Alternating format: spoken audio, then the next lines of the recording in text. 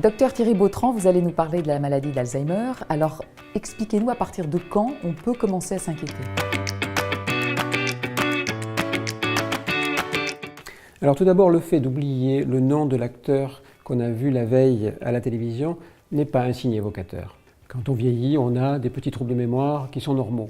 Non, dans la maladie d'Alzheimer, on a des troubles de mémoire aberrants. On ne reconnaît plus ses propres enfants, on ne reconnaît plus les trajets familiers que l'on faisait d'habitude. Et puis un autre mode de révélation de la maladie, ce sont les troubles du comportement.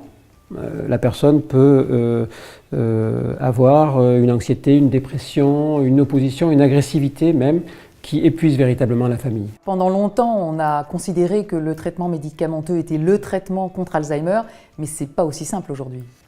Non, les thérapies jusqu'à présent médicamenteuses n'étaient pas vraiment efficaces et en plus, elles développaient beaucoup d'effets secondaires.